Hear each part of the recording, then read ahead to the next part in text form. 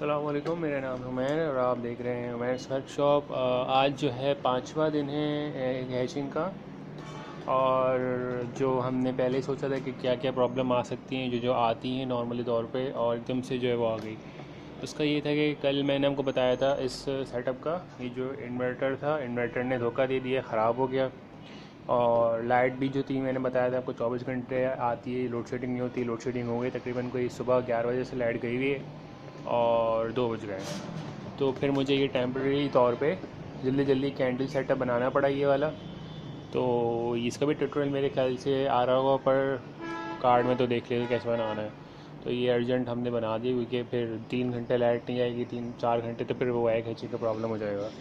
तो इसके अंदर फ़ैन है, ठीक है। ये तब चलेगा जब इसको हीट चाहिए होगी अंदर। यहाँ से सेंसर हमने सेटिंग बना ली और ये 38 पे ऑफ हो रहा है और 37.5 पे ऑन हो रहा है। तो अभी पंखा बंद है, जैसे ही 7.5 पे आएगा तो अंदर के पंखे को ऑन कर देगा और जो यहाँ हीट बन चुकी होगी उसको खींच के अंदर फेंक देगा। इस तरह से हमने ये इसकी जो है सेटिंग बना ली है टेम्प्रेरी तौर पे, क्योंकि अंदाज़ा नहीं था कि ऐसा होगा, लेकिन हो गई। तो अब इस तरह से सेटिंग करनी पड़ती है।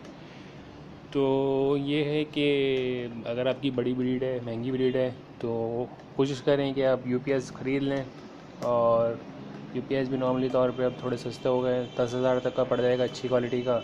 और 10,000 की बैटरी होगी तो 20,000 का एक ख़र्चा अगर आप करके रख लेंगे तो आपकी जो हैचिंग है, या फॉर एग्ज़ाम्पल बहुत हैवी हैचिंग है, बहुत महंगी हैचिंग है, तो वो आपकी बच जाएगी। वरना ये होता कि भी लाइट चली जाती 4 घंटे तक तो हमारी हैचिंग ख़राब हो जाती।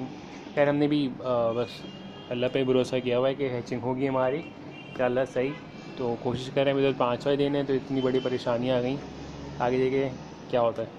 तो अगर आपको ये वीडियो अच्छी लगी है तो प्लीज़ लाइक करें, शेयर करें, सब्सक्राइब करें। अपना ख्याल रखिएगा। अल्लाह हाफ़िज़।